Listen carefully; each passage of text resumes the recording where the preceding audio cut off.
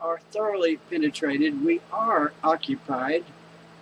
Diana West catches flack from people who object to her word occupation. Just because there were a few hundred bureaucrats among tens of thousands of bureaucrats in the federal government, that's hardly an occupation. Well, these hundreds were in key positions, and their influence was effective. And they did affect policy profoundly, and the results were negative for us and for the world. Again, the situation is ongoing. It persists. It has gotten worse. So don't think of this as something that happened in the past. This now is understandable based on the information we now have from decrypted transcripts from Russian archives that were briefly opened, from government top secret files that were now open to the public because of Freedom of Information Act, declassified FBI files. We now have proof and evidence of the infiltration, the influence peddling back then, which reveals the start. It reveals how we ended up where we are today.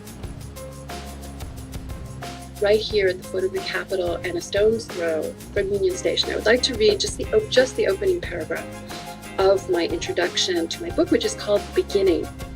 You'll see why in a moment. Sometime in 1934, two men got off separate trains at Union Station in Washington, D.C.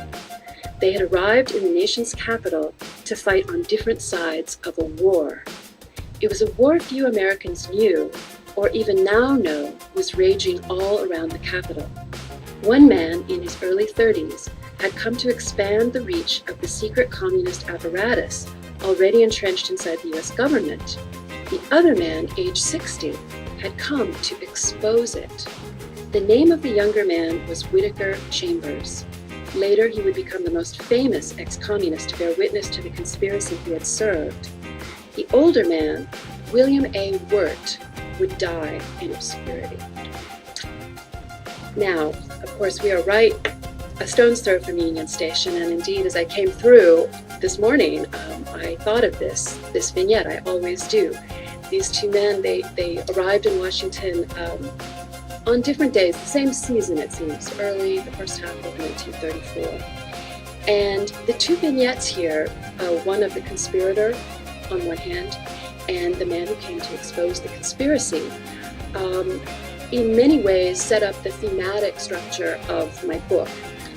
In one sense, the book is really a story of 20th century American history told from the vantage point of trying to sort out the conspirators and those who had exposed the conspiracy, the people who suppressed the facts, and the people who are trying to bring them into the open.